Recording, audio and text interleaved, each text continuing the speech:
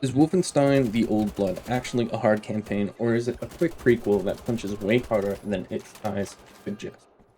That's the question I wanted to answer, because this is my first step into the modern MachineGames versions of Wolfenstein.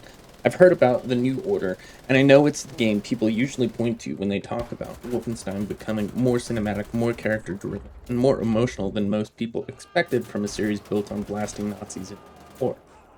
But before getting there, I wanted to start at the beginning of BJ Blazkowicz's modern timeline.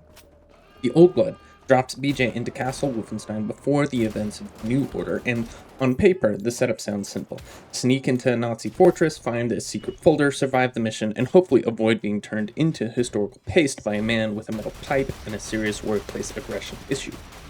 At first, this feels like classic Wolfenstein territory: stone walls, guard patrols, barking commanders, prison cells, heavy weapons, and BJ solving most geopolitical problems by dual-wielding whatever happens to be nearby. Then the campaign shifts. The castle becomes a trap, the escape turns into a chase, and the village opens up the supernatural side of the story, and suddenly this shorter prequel starts feeling like a strange blend of stealth, arena combat, horror, and pulpy, alternate history madness. So, for this playthrough, I tracked every death, every failed fight, every bad stealth decision, and every time I thought I had the room under control and the game calmly reminded me that confidence is just a loading screen with better posture. By the end of this video, I want to answer three things. Is Wolfenstein The Old Blood actually difficult? Does it work as a strong entry point into the modern Wolfenstein games? And when the campaign is fully broken down chapter by chapter, where does the game push back hardest? Because going in, I expected a short prequel. Castle Wolfenstein had other plans. Before we get going though, if you could do me a favor and look down at that like and subscribe button. As of recording this video, I am only 4 subscribers away from 100, so if even one person watching this subscribes, it'll help push the channel to that first major milestone, and I would greatly appreciate it because support like this goes a long way and helps me to continue making these videos. With that, let's jump into it. The game starts with the prologue in the German Alps.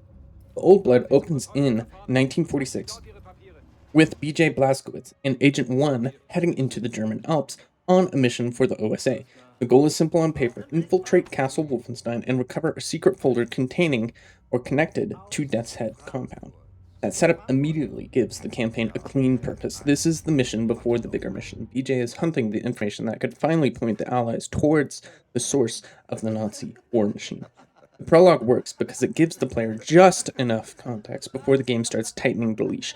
The snowy approach, the disguised entry, and the quiet tension all make Castle Wolfenstein feel like a place BJ is slipping into before it swallows him whole. The campaign begins with espionage energy, but the tone already feels unstable. Every hallway suggests the plan is going to fall apart. Every guard checkpoint feels like the game is asking how long BJ can keep pretending that this is a clean infiltration. That restraint, early on, helps the rest of the campaign hit harder. Old Blood starts with a mission briefing, then immediately starts converting that briefing into a disaster. We understand the objective, the stakes, and the danger before the shooting takes over. By the time BJ reaches the castle interior, the game has already framed this as a failed stealth operation waiting to happen. Death count, 1 death.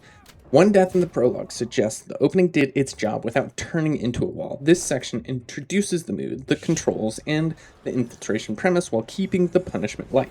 The single death says the game can still catch it early, but the prologue functions more as a pressure ramp than a true roadblock. The challenge comes from adjustment. This is my first time playing any Wolfenstein game, and coming out of my Doom series, I was used to the fast-paced, run-and-gun, never-stay-still type of gameplay. This game is the opposite of that, and more in line with Halo in terms of you have to use cover and decide if you're going to take a fight or run through as fast as possible to avoid a shootout you are bound to lose. The campaign has barely started, and it already proves that BJ may be built like a propaganda poster with biceps, but he still drops faster than the stock market on Black Tuesday in 1929. Chapter 1, Prison. Chapter 1 begins after the infiltration collapses. BJ and Agent 1 are captured by Rudy Jaeger, and the mission shifts from espionage to survival. The clean plan is gone. BJ is trapped inside Castle Wolfenstein. Agent 1 is separated from him, and Rudy is introduced as a sadistic enforcer who turns the prison into his personal horror show. This chapter reframes the campaign immediately. The prologue says BJ is here to retrieve intelligence. Prison says the castle controls the terms now. BJ has to escape confinement, recover momentum, and fight through a facility built to make the player feel boxed in. The story pressure comes from the urgency. Agent 1 is still alive, somewhere in the castle, and BJ is moving through enemy territory with no room for comfort, since the Nazis aren't trying to make a castle feel like a Hilton hotel. The prison setting also gives the Old Blood its first real identity. The stone corridors, guard routes, barking dogs, prison dogs, and mechanical threats make the chapter feel grimy and hostile. It is pulp action, but the setting gives it a dungeon crawl texture. BJ is technically escaping prison, but the castle feels like it was designed by someone who thought basic human rights were a suspicious foreign concept, but I suppose that isn't surprising for Nazis. The gameplay pressure comes from being under-equipped and surrounded. Early stealth mistakes could spiral into loud fights fast. Commanders, soldiers, dogs, and heavy enemies all create different kinds of panic. The chapter teaches us silence is useful, but once the alarm breaks, the game expects you to survive the mess that you created. That makes Chapter 1 feel like the first real test of the campaign's core loop. Sneak when possible, shoot when necessary, improvise when everything goes sideways. Death count. 13 deaths this early made Chapter 1 the first real wall of the playthrough. Slower, more methodical player could probably handle this section much cleaner. That is just not how I usually play. I tend to push forward, test the room, make one bad decision, and then act personally offended when the entire castle responds with bullets and dogs. That's where the difficulty comes from. The prison gives you tight spaces, limited escape routes, and very little room to recover from a blown stealth attempt. Once the alarm goes off, soldiers start flooding in, dogs force panic movement, and bad choices get punished fast. This chapter caught me while I was still learning the rules. It asks to understand stealth, alarms, enemy priority, and close quarter survival before the campaign has fully opened up. Then, the game is going to jump from 1 death in the prologue to 13 deaths here, which really shows how quickly the Old Blood moves from setup to punishment.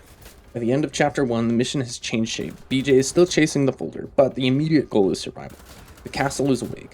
The clean infiltration is dead, and I had to ask the first real question of the run. Can I actually handle this version of Wolfenstein, or did I walk into Castle Wolfenstein with my main character confidence and side character planning? Chapter 2, Docks. After escaping the prison, BJ moves into the docks and starts working his way toward the main keep. The chapter gives the campaign its first real breath after the chaos of Chapter 1. The tight prison corridors open into a wider exterior space, and the ship changes the way the player reads danger. Enemies are still waiting, but the level gives more room to move, observe, and recover. The mission objectives also stay simple. Reach the keep, clear the blockade, and keep pushing towards the folder that started this whole disaster. The docks also make the campaign feel bigger. Prison was about being trapped inside the castle system. Docks shows the outer machinery that keeps the fortress moving. Water routes, platforms, gates, snipers, and patrols turn the level into a more open combat space. BJ is still deep inside enemy territory, but now we get to have more control over how the fights begin. That is probably why the chapter felt smoother. Chapter 1 punished my usual habit of pushing aggressively forward. Chapter 2 gives us a little bit more room to function. When fights broke out, I had enough space to reposition. When enemies appeared at range, the level gave enough visibility to understand where the pressure was coming from. The game still punishes for sloppy movement, but the punishment feels easier to diagnose here. Death count, 4. 4 deaths after the 13th death prison chapter tells us the difficulty has dipped, but the campaign did not go quiet. The docks still push back through enemy placement, snipers, and the risk of getting caught in exposed lanes. The pressure comes from sightlines and positioning. If I moved carelessly, the level could cut me down, but the cause was usually pretty clear. This chapter feels more fair because mistakes are easier to read. In prison, a failed stealth attempt could turn the room into a locked box full of panic. At the dock, the extra space makes recovery possible. You retreat, reset angles, and use range more effectively. That makes the deaths feel less like the castle is swallowing us whole, and more like you're just losing control of a fight that I probably could have handled cleaner. By the end of Chapter 2, the Old Blood has stabilized for a moment. BJ is out of the prison, the path to the keep is opening, and the campaign has shifted from desperate escape into forward assault. The death count drops and the pacing breathes, and we get a little comfort, which is exactly why which is exactly the kind of confidence that Castle Wolfenstein loves to punish them. Chapter 3, Wolfenstein Keep. Chapter 3 pushes BJ into the main keep, and the campaign immediately feels more hostile. The docks give the player space, sightlines, and enough room to recover from mistakes. Wolfenstein Keep brings that pressure back indoors. The castle starts feeling like a layered fortress with tight rooms, heavy enemies, and few controllable angles. The story also sharpens here because BJ is moving closer to Wesley. The mission began as an intelligence grab, but the longer BJ stays inside the castle, the more personal the objective becomes. Wesley is still trapped somewhere inside this place, and the keep turns that rescue attempt into a gauntlet. Every room feels like another layer of the castle trying to slow BJ down before he can reach it. This chapter also starts testing our confidence with heavier resistance. The campaign has already taught stealth, alarms, dogs, and close quarter survival. Now it starts mixing in those lessons with stronger enemies and more punishing encounters. The keep feels like the game checking whether Chapter 1 actually taught us anything, which is rude because I was hoping the answer would never be odd. Death count, 7 deaths. 7 deaths puts Chapter 3 in the middle of the early campaign curve. It was harder than the docks, but it never became the full kind of roadblock that prison was. Pressure came from the castle closing back in around me. There was less space to reset, and heavier enemies made bad positioning more expensive. The first real problem, though, is that the keep does a good job of making every fight feel slightly unstable. You can clear a room, push forward too quickly, and suddenly realize the next enemy is much more dangerous than the last one. That rhythm punished my impatience. My usual playstyle worked better at the docks because I had more space to move. In the keep, pushing forward too fast meant walking directly into a part of the room where the game had placed the problem. The heavier enemies also changed how I had to think about damage. Regular soldiers you can handle them with aggression. Bigger threats are requiring commitment. If I wasted ammo, stood in the wrong lane, or tried to brute force a fight without using cover, the game cut me down very fast. The game gave me confidence for one chapter, then brought me back indoors and started charging interest. Chapter 4, Escape. Chapter 4 is where the old blood stops warming up and starts swinging. BJ has already watched the mission collapse, lost Wesley, and fought his way through the keep. Now the goal is blunt: get out of the castle with Wolfenstein alive. The folder is still the reason he came here, but the castle has turned the mission into a survival problem. Every hallway, platform, and combat space feels like the game is trying to collect the debt from every mistake I survived earlier. The chapter also closes the first half of the campaign. BJ escapes the castle, reaches Kessler and Annette, and the story finally widens beyond stone walls and prison blocks. For a moment, it feels like the game might let the pressure release. Then, Rudy Yeager comes crashing back into the story, now wearing power armor because apparently being a giant Nazi dogman was too subtle. The boss fight gives the chapter its payoff. Rudy has been hanging over the early parts of the campaign as the personal face of the castle. He captures BJ, kills Wesley, feeds prisoners to dogs, and turns the prison into his own sadistic playground. Fighting him during the escape gives the first half of the game a clean target. The castle had a monster in charge of it, and Chapter 4 finally lets BJ put him down. Death count, 31 deaths.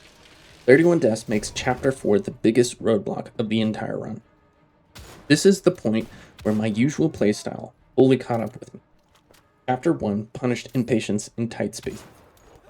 Chapter 4 punishes it harder, longer, and with interest. I kept trying to push through fights before I had control of them, and the keep kept turning that habit into a loading screen. I kept trying to push through fights before I had control of them, and this chapter kept turning that habit into a loading screen.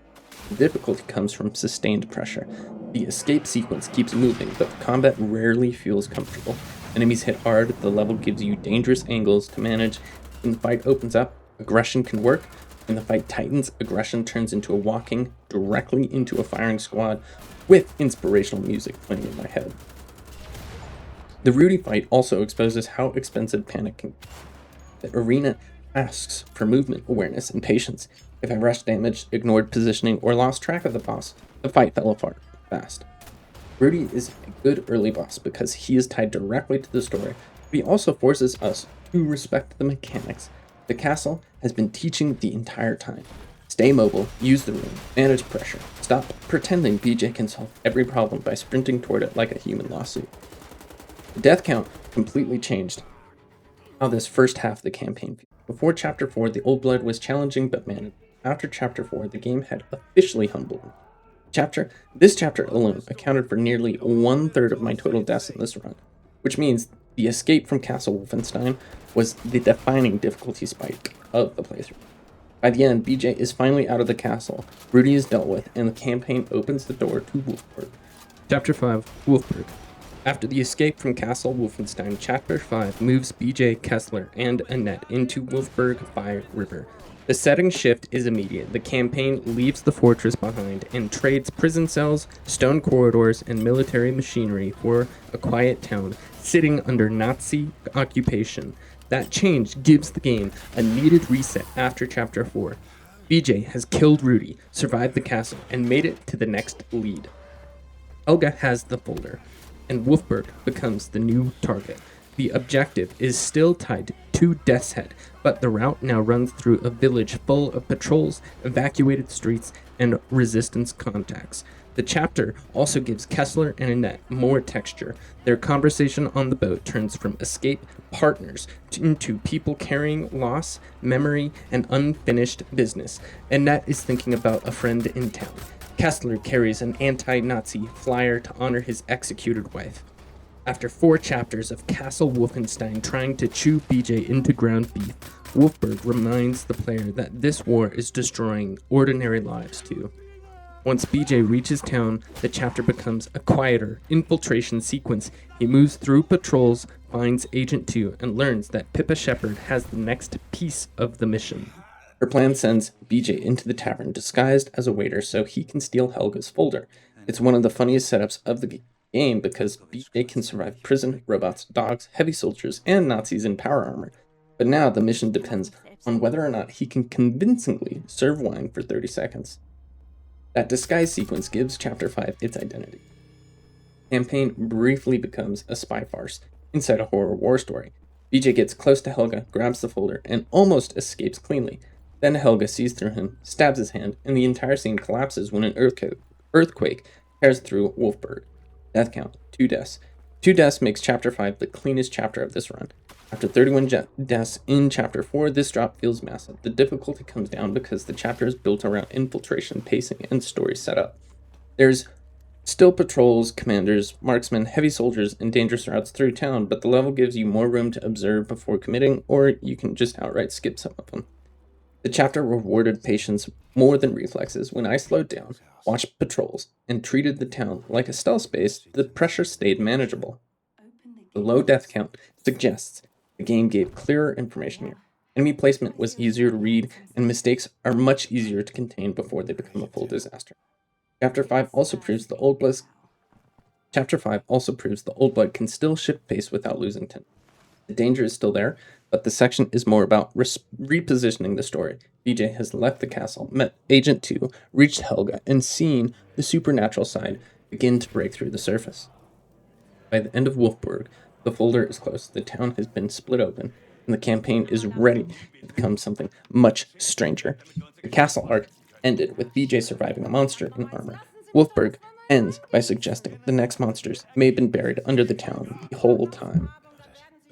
Chapter 6, Ruins. Chapter 6 begins after the earthquake tears through Wulfburg. BJ wakes up in the aftermath. Helga is gone, and the folder has disappeared with her. The mission is still alive, but the world around it has changed. The town is burning, the streets are broken, open, and the clean spy setup from Chapter 5 has been replaced by a full supernatural disaster. This is where the old blood finally reveals what was sitting underneath the campaign the whole time. The Nazis were already dangerous when they had soldiers, dogs, commanders, and power armor. Now, the dead are getting back up, and Wulfburg turns into a war zone where the enemies are too angry to stay buried. The first shamblers change the rhythm immediately. Regular soldiers create pressure through guns, alarms, and angles. Shamblers create pressure through movement, numbers, and panic. They close distance, get in the way, and turn small spaces into messy survival checks. The game becomes less about controlling a clean firefight and more about keeping the dead from turning every room into a haunted mosh pit. The chapter also hits harder because Pippa dies here. BJ reaches her too late, watches the outbreak claim her, and then he has to put her down after she turns. That moment gives the zombie outbreak a human cost. Wulfburg already showed ordinary people getting caught up inside the war. Ruins shows them being swallowed by something even worse. Then the chapter keeps escalating. BJ returns to the boathouse, finds Kessler's shotgun, modifies it, and starts pushing through a town that now looks apocalyptic. The sky is dropping shamblers from blimps, the docks are burning, and the streets feel like the campaign has cracked open into a pulpy horror chaos. The emotional pressure peaks when BJ finds Kessler and Annette in danger. The chapter forces a choice between helping them, which gives this section a consequence beyond simple survival. After a campaign built around fighting through whatever is in front of him, BJ reaches a situation where the speed and violence cannot solve everything evenly or cleanly. Death count, 8. 8 deaths makes Chapter 6 a noticeable jump after the 2-death reset in Wulfburg. The difficulty comes from the enemy shift. Shamblers are not complicated enemies by themselves, but they change the pace of combat. They crowd us, interrupt movement, and punish slow reactions. If I treated them like regular soldiers, the fights got messy fast. This chapter wanted cleaner spacing, faster target priority, and better awareness of what was coming from behind me. The deaths also came from adjustment. Chapter 5 rewards patience and observation. Chapter 6 throws the player into burning streets, collapsing routes, and enemies that care very little about your tactical genius. The result is a chapter that feels chaotic without being the main roadblock of the game. The 8 death count suggests the horror turn worked. It did not hit as brutally as the castle escape, but it also changed the campaign's texture. The pressure came from surprise, crowd control, and the feeling that Wulfburg was falling apart faster than I could understand it. By the end of Chapter 6, the Old Blood has fully shifted into its second identity. The castle arc was about infiltration and escape. Wulfburg has become a supernatural outbreak story. Helga still has the folder, BJ still has to chase her, and now the path forward runs through a town where the dead are falling from the sky like the worst weather report in human history. Chapter 7, Old Town. Chapter 7 picks up with BJ chasing Helga through the ruined old town. Wulfburg has fully collapsed into supernatural chaos. The streets are burning, shamblers are everywhere, and the Nazis left behind are trying to hold control of a town that has clearly stopped listening to human authority. The chapter also gives BJ the later Roboter, which turns the opening stretch into a powerful, brief power fantasy. After spending so much of the campaign trapped, hunted, or surrounded, getting into a walking machine and smashing through doors feels like the game finally handing BJ a problem-solving appliance with legs. The Loader Roboter changes the rhythm too. It gives you strength, but it also makes the level feel clunkier and heavier. The town is broken into gates, bridges, water routes, doors, and enemy pockets, so progression becomes a cycle of clearing spaces, opening paths, returning to the machine, and pushing forward again. The mission stays focused on Helga. She is still ahead. Whatever she's doing near the church is clearly bad, and BJ is running out of time to stop it. The folder started the entire mission, but by this point, the paper trail has turned into a monster trail. The campaign has moved from intelligence gathering into supernatural containment with shotguns. Old Town continues the emotional fallout from Chapter 6. The surviving ally sends a final message, and BJ has to keep moving because the mission gives him no clean way to fix everything behind him. That keeps the chapter from feeling like pure zombie spectacle. Wulfburg is gone. People have died. The only thing BJ can do is still to chase the source of the disaster. Death count, 10. 10 deaths makes Chapter 7 one of the tougher late-game sections. The pressure comes from crowd control, constant disruption. Shamblers are simple enemies on paper, but they become dangerous when the level keeps feeding them into narrow routes, broken streets, and objectively small spaces.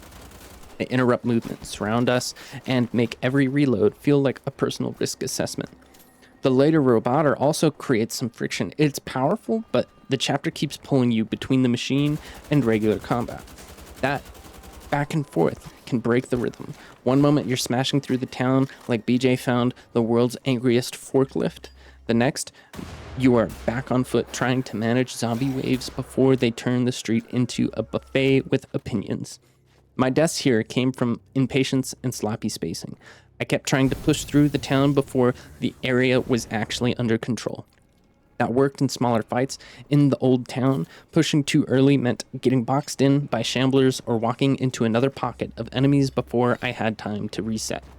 The chapter rewards clearing spaces, checking angles, and keeping distance. My playstyle heard that advice, nodded politely, and then sprinted into the next problem anyway. This chapter ends with BJ reaching the edge of the dig site and leaving the loader roboter behind. The transition is important for pacing because the game strips away the machine right before the finale. The campaign gives you a tool that makes you feel stronger, then it takes it away as the story approaches the source of the horror.